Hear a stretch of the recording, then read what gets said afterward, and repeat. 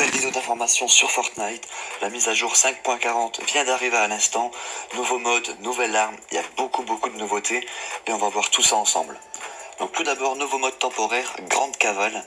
Bienvenue dans la Grande Cavale. Dans ce mode, les joueurs font la course pour trouver un joyau, puis la porter à un fourgon de cavale avant les autres pour gagner la partie. Quelques petits détails sur le mode. Donc les joyaux. Les joyaux se trouvent dans des ravitaillements spéciaux placés sur les bordures du premier cercle de la tempête, qu'on voit directement dès qu'on saute du bus. Les ouvrir prend beaucoup de temps, alors assurez-vous que la zone est sûre. Faut en tout environ 10 secondes pour ouvrir un coffre-fort. À chaque instant, 4 joyaux sont présents sur la carte. Si un joueur s'échappe avec un joyau ou si la tempête en emporte un nouveau ravitaillement apparaît pour le remplacer. Donc à chaque fois, il y aura 4 joyaux, 4 lamas en diamant en même temps sur la map. Quand un joyau est ramassé, il est visible par tout le monde sur la carte pendant 30 secondes. Donc c'est ce que je vous avais dit, ça rajoute un peu d'action.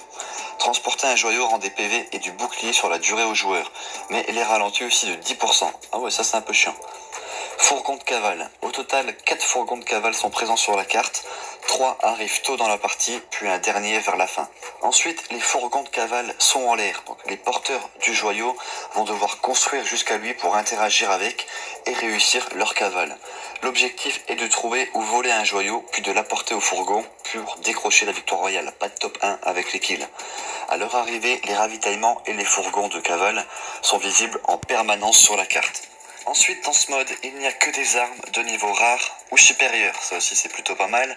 Les failles, toutes prêtes, les tremplins ont été retirés pour réduire la mobilité et rendre les batailles autour des fourgons encore plus équilibrées et plus intéressantes.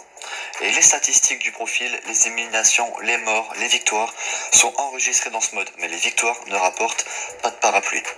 Donc ça c'était pour le mode, en tout cas le mode Grande Cavale, ça a l'air vraiment stylé, ils ont fait un petit mode un peu différent de tout ce qu'on pouvait avoir jusqu'à maintenant, et ça fait plaisir. Dites-moi ce que vous en pensez dans les commentaires, et a priori avec cette description, si vous aimez bien ce mode. Ensuite, nouvelle arme et objet. Tout d'abord, ajout du cramponneur, donc le grappin. Tirez sur un objet proche pour vous propulser vers lui.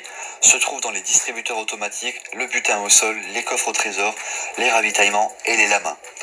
Enchaînez plusieurs tirs pour voyager sur de grandes distances. Dispose de 15 charges. Lorsqu'elles sont épuisées, l'arme disparaît. De rareté épique. Donc ça c'est pour le cramponneur.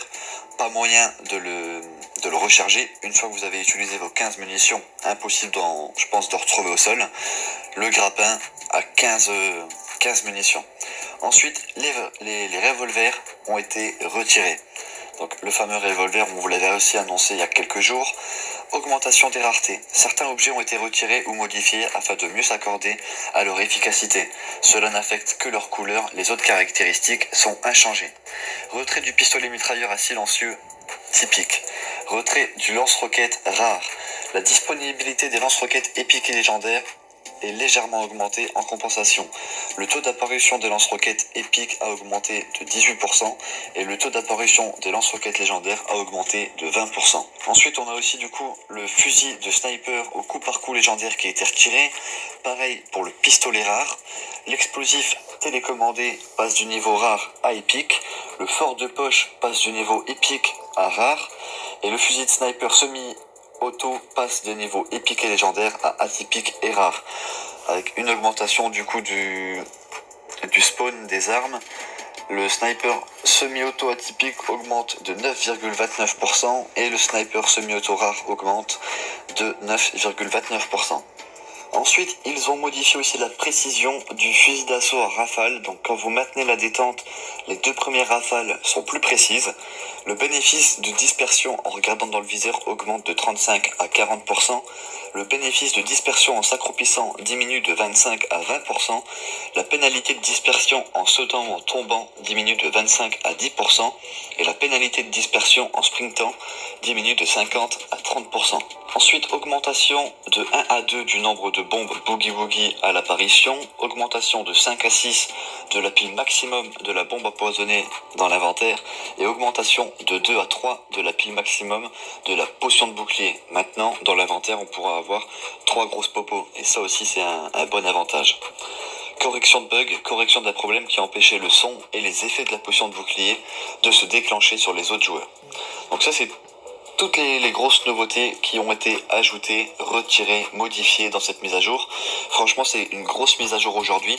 On n'a pas encore parlé de l'événement à haut risque, on en a déjà beaucoup parlé dans les précédentes vidéos. On va juste rappeler du coup qu'il est disponible et que si vous voulez voir tout ce qu'on peut gagner à l'intérieur, je vous mets le lien de la vidéo dans la description. Ensuite, autre gros changement du coup de cette mise à jour, quand la tempête atteint sa destination lors des phases où le cercle est en mouvement, cela provoque une décharge d'énergie qui détruit les structures construites par les joueurs se trouvant sur le mur de la tempête, comme on a pu voir dans le gameplay que je vous ai présenté il y a quelques jours. Donc si jamais une personne, on va dire, essaye de faire du coup une construction en l'air pour essayer de gagner sans créer de fight, c'est plus possible. Maintenant, la tempête va créer une décharge, détruisant la partie de la structure qui est sur le mur de la tempête, et du coup, vous allez bêtement tomber dans le vide.